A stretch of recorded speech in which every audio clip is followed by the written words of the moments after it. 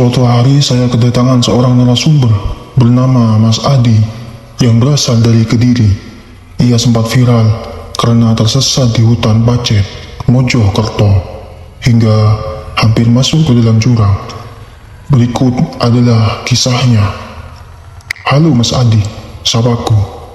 Halo, terima kasih nih. Saya dari Kediri langsung ke sini, jawabnya. Waktu itu sempat viral. Katanya mobilnya nyaris masuk jurang. Gimana ceritanya? Tanyaku ingin tahu. Iya, bener bang, jawabnya. Posisi mobil saat itu sudah di tepi jurang. Di sebelah kanan ada tebing.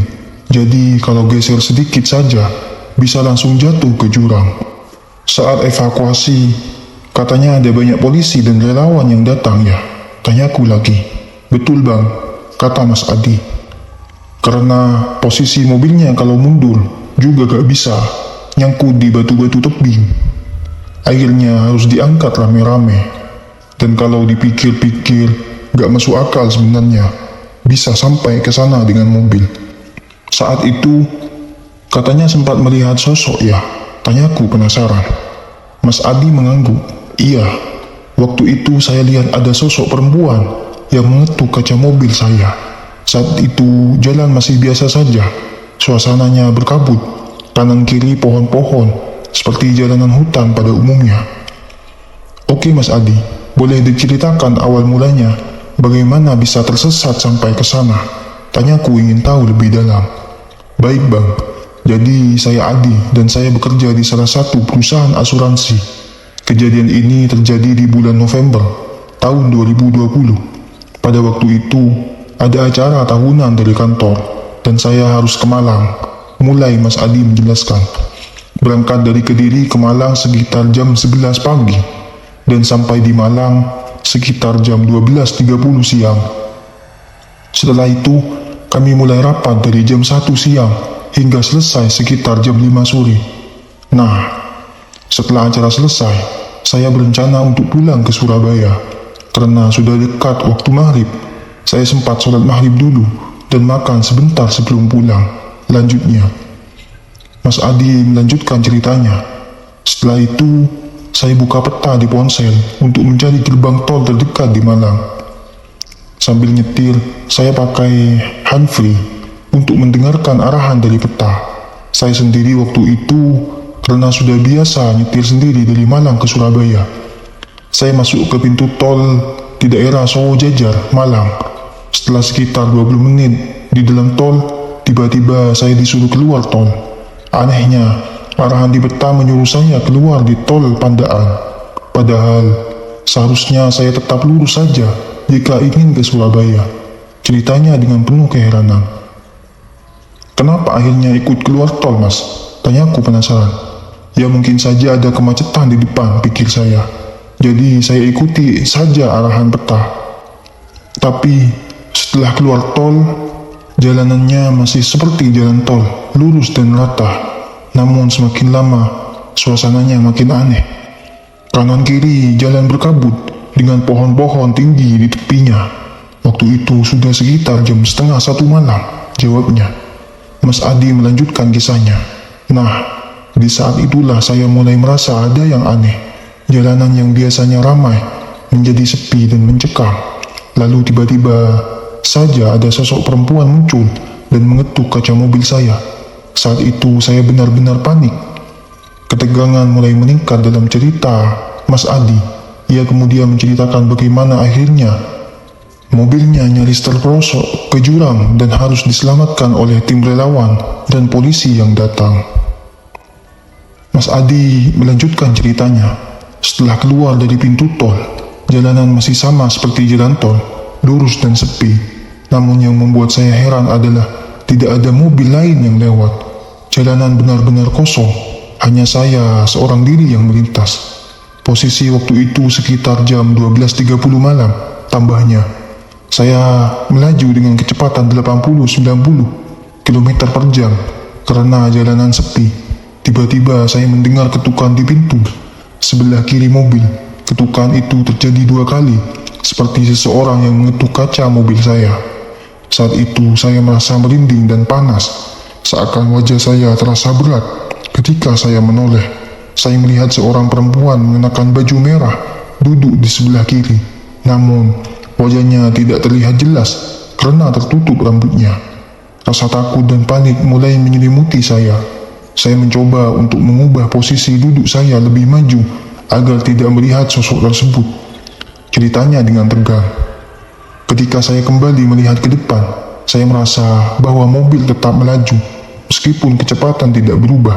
Namun, sosok perempuan itu sudah tidak terlihat lagi setelah beberapa waktu. Saya melanjutkan perjalanan dengan perasaan campur aduk. Jelas Mas Adi.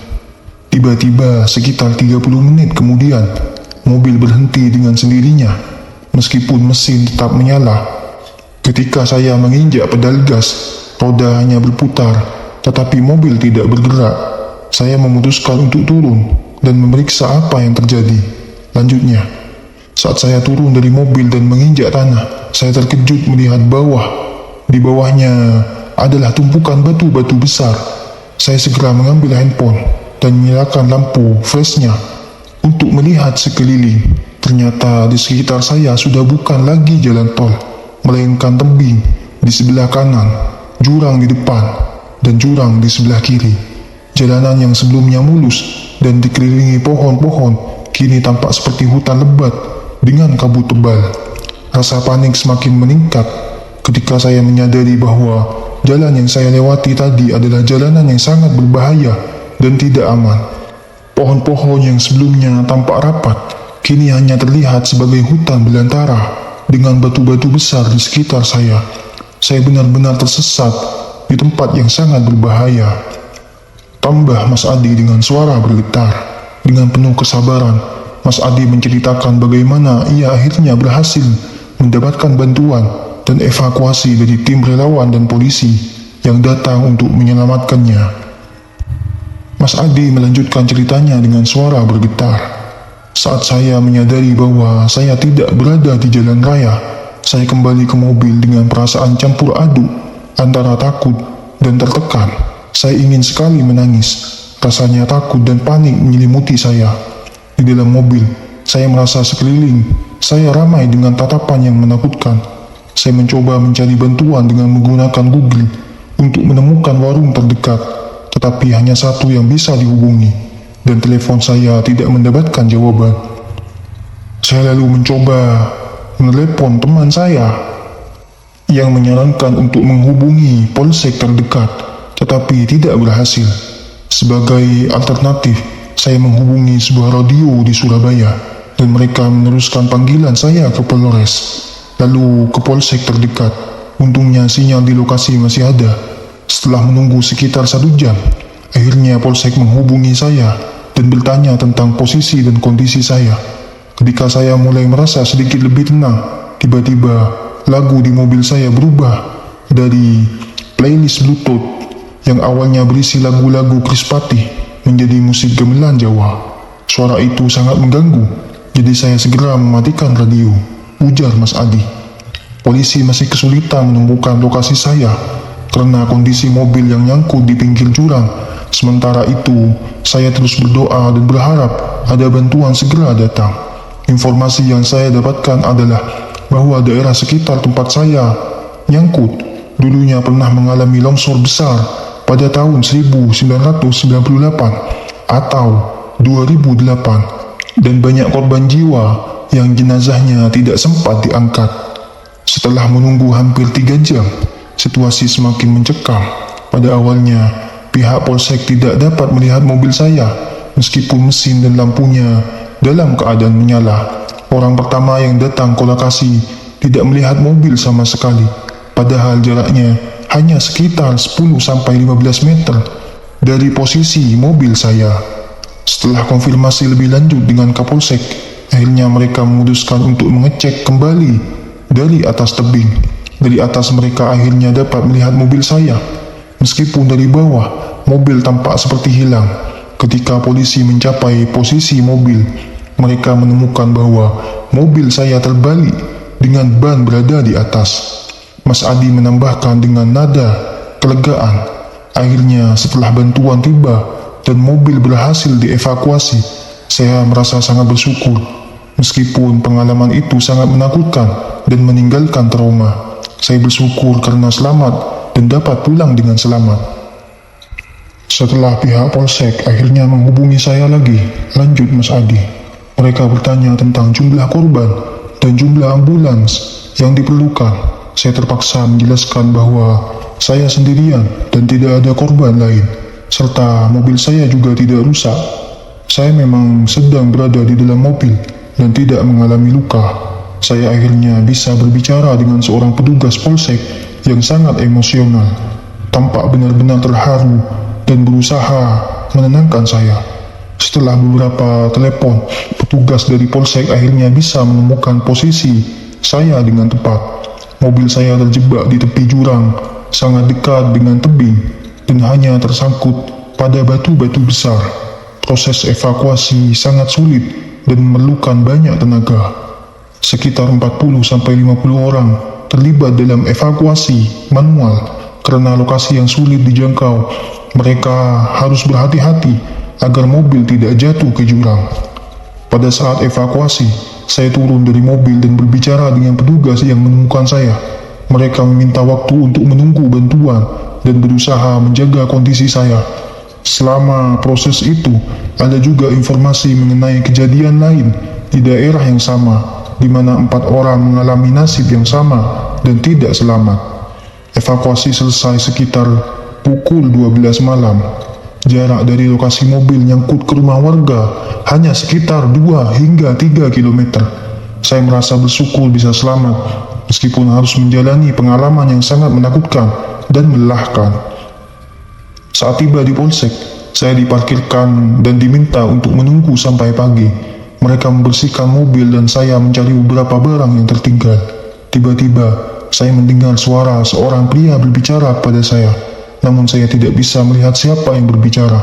Suara itu memberi pesan yang agak menyeramkan, mengatakan bahwa di tempat saya nyangkut, ada yang menunggu dan mengingatkan saya untuk hati-hati dan banyak beribadah. Saya bingung dan panik, bertanya kepada petugas lain, apakah ada orang yang berbicara dengan saya? Namun mereka semua berada di dalam ruangan dan tidak ada yang keluar. Saya merasa semakin tertekan dan tidak mengerti apa yang baru saja terjadi. Setelah malam yang panjang dan melelahkan di polsek, saya disarankan untuk beristirahat sejenak. Namun tidur menjadi sangat sulit. Saya hanya bisa duduk dan memainkan handphone sambil menunggu pagi. Keesokan harinya, setelah sholat Jumat, saya diizinkan pulang ke Surabaya. Perjalanan dari Pacet ke Surabaya sebenarnya tidak terlalu jauh, hanya sekitar 1,5 jam. Pacet adalah daerah wisata dengan beberapa gunung yang sering dijadikan tempat pendakian. Lokasi saya terjebak berada di daerah longsoran yang pernah terjadi di masa lalu, dekat dengan pemandian air panas dan kebun-kebun warga. Malam itu, suasana hutan tidak terlalu jelas karena gelap, hanya tampak jurang, beberapa pohon kecil dan bambu. Sampainya di Surabaya, saya mencoba tidur sekitar jam 3 pagi. Namun saya terbangun karena ibu saya menelpon. Dia memberitahu saya bahwa ada berita di TV tentang kejadian yang saya alami. Saya sempat tertawa mendengar hal itu, merasa tidak siap untuk membahas kejadian tersebut. Meski begitu, saya merasa tertekan dan sulit untuk menerima kenyataan bahwa saya benar-benar mengalami sesuatu yang mistis. Setelah sholat maghrib, ibu saya menelpon lagi untuk menanyakan bagaimana keadaan saya. Saya merasa sangat terguncang dan merasa perlu untuk berbagi pengalaman ini. Selama beberapa hari setelah kejadian, saya tidak berani menyetir sendirian, terutama di malam hari. Saya merasa sangat terganggu dan tidak berani melakukannya. Namun setelah 2 atau 3 hari, saya harus keluar malam untuk pekerjaan. Meskipun itu masih sore, sekitar jam 9 malam, perasaan saya masih terasa aneh. Saat itu saya merasa ada sosok wanita dengan baju merah duduk di bangku penumpang belakang mobil saya. Saya tidak melihat sosok tersebut secara langsung, tetapi perasaan saya tetap merasa ada seseorang di belakang. Pengalaman itu membuat saya merasa sangat takut dan tertekan. Setelah kejadian kecelakaan dan perasaan aneh yang terus menghantui saya sempat merasa trauma dan tidak berani menyetir lagi. Selama seminggu setelah kejadian, saya benar-benar menghindari pengemudian mobil sendiri. Namun, karena kebutuhan usaha, saya harus kembali menyetir ke Surabaya Barat. Selama perjalanan itu, perasaan saya masih terasa aneh. Bahkan, setelah mobil dijual, saya terus mengalami perasaan tidak nyaman dan aroma busuk yang muncul di dalam mobil. Meski saya sudah berusaha untuk mengatasi dengan berdoa dan membaca doa, perasaan tersebut tidak kunjung hilang. Setelah Lebaran tahun 2021, saya memutuskan untuk tidak mudik karena larangan pemerintah dan situasi COVID-19. Saya tetap di rumah dan mempersiapkan makanan untuk teman-teman yang tidak mudik. Namun keanehan kembali terjadi. Semua makanan yang saya siapkan basi, termasuk rendang yang biasanya tahan lama. Saya tidak mengerti mengapa makanan tersebut bisa basi begitu cepat. Bahkan mie goreng yang saya masak setelah subuh juga basi. Selain itu, meskipun saya sudah menjual mobil dan berpikir bahwa masalah mungkin akan berakhir, keanehan terus berlanjut. Saat usaha saya berjalan dan saya buka sore hingga malam hari, saya kembali menemukan nasi basi di rice cooker. Padahal nasi tersebut dimasak baru sekitar 3 jam sore. Hal ini terjadi selama 3 hari berturut-turut. Merasa bingung dan khawatir, saya menanyakan kepada karyawan tentang air yang digunakan untuk memasak. Dan mereka mengkonfirmasi bahwa air yang digunakan adalah air galon, bukan air keran. Saya kemudian memutuskan untuk berbicara dengan ayah saya dan mengikuti sarannya untuk melakukan sholat malam dan membaca Al-Quran sebanyak-banyaknya untuk mengatasi masalah ini. Dan Alhamdulillah, setelah beberapa waktu, saya merasa kondisi sudah normal kembali. Namun masalah tidak berhenti di situ. Selang beberapa hari setelah saya melakukan sholat malam dan doa, saya mulai mendapatkan pesan dari pelanggan lewat DM di Instagram dan WhatsApp, menanyakan kenapa tempat usaha saya selalu tutup, padahal saya tidak pernah menutup usaha. Bahkan jika karyawan saya libur, saya selalu menggantikan mereka. Meskipun saya masih merasa ragu tentang kejadian mistis, saya terus menjalankan sholat malam seperti yang diajarkan oleh ayah saya. Selama 21 hari, saya mengalami berbagai kejadian aneh selama sholat. Pada hari ketiga, saat saya membaca Al-Fatihah, saya merasakan suara wanita tua yang mengikuti di telinga sebelah kiri saya. Pada hari ketujuh, saya merasakan sesuatu yang lebih menakutkan. Selesai sholat, saya menutup gerbang dan mematikan lampu. Tiba-tiba, tumpukan kursi plastik yang saya susun jatuh ke bawah, meskipun tidak mungkin tertiup angin. Beberapa hari kemudian, saya masih mengalami gangguan saat sholat. Suara orang berjalan dan tertawa masih terdengar.